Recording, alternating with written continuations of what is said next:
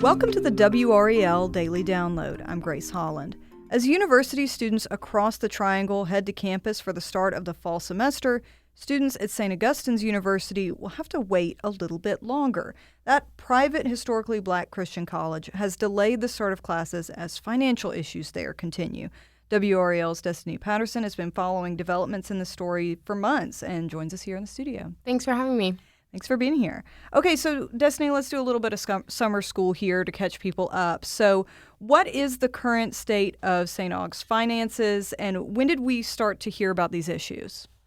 In terms of when we started to hear about all of this, it dates back to well into 2023, and even well before then. It just seemed to really hit its head last year, and that's when we started to hear about things like IRS tax liens. We were hearing that faculty and staff weren't being paid. Students' balances were not correct, and they weren't getting their refunds, and it really became clear that the university was dealing with some very heavy financial issues, much more than what we even initially thought. Right. And so where are we now with all of that as we are heading into the next semester? Well, just recently we found that there was another lawsuit from a company that has done work with the school saying that they owed them over $1 million. So it seems like while they seem to be maybe making some progress, there are still several hurdles that they are trying to get over at the same time. I know we also had discussed where they go now when it comes to their financial situation. The interim president had talked about this $7 million bridge loan, and the chairman of the board had also talked about this short-term financial solution. We have been tightening our belts and refining our budget to make sure that this year we are not doing the same things that got us in financial trouble in the past. At this point, we still don't know when those things will be complete, if they are the same thing, and when people will start to see some relief that are owed money from the university. Right. And so what has all of this meant for the fall semester? Because I know, obviously, their accreditation was in question. That has since sort of been dealt with. But there's been some other changes. We mentioned classes starting later for the fall semester, right?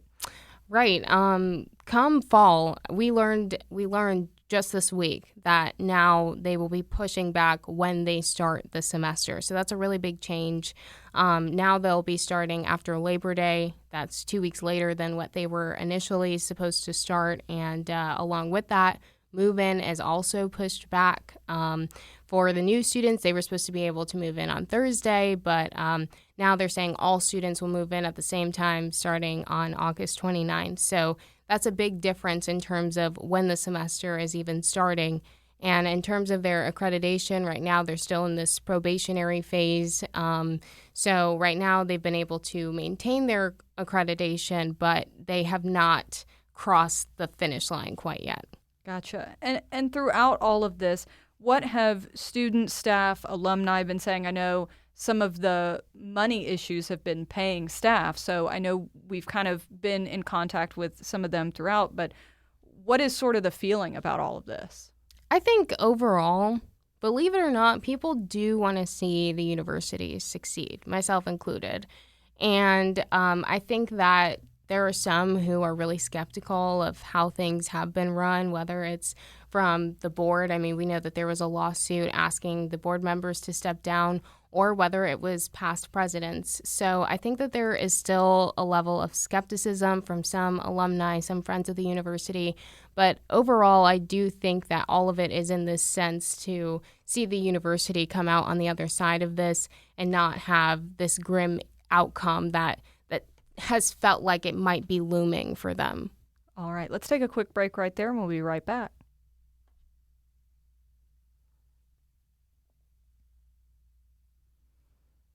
So, Destinee, we talked before the break about how people are feeling, how this has affected staff pay. What is the latest on those Department of Labor complaints? Because I know that's sort of been central to the staff complaints. Right. And, you know, from our perspective, we have to wait for the Department of Labor to finish investigating each of these complaints. But what we do know is from December of 2023, we've got at least 30 complaints from people saying that they're owed wages from the university. Now, some of those have been open and closed. Some of those are still open.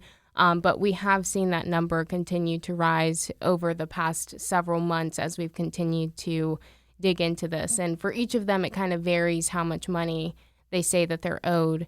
But most of them have been open and closed pretty quickly. Right. And where does St. Aug's plan to go from here? Well, as I mentioned before, I think the main thing is going to be maintaining their accreditation. So getting off of this probationary period and being able to say that they have maintained their accreditation, because that ties into federal funding for the university. And they'll have until December to make sure that they have proven that they have good leadership, made sure that they have proven that they're in a good financial space, because those were some of the things that the SACS board had previously told them needed to be proven in order for them to be accredited. So I think that first and foremost is going to be the main thing.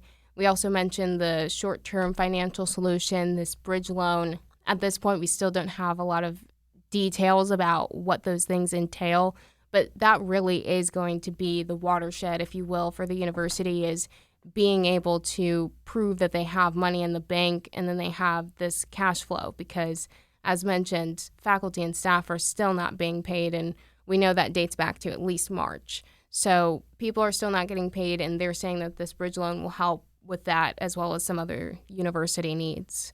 Right.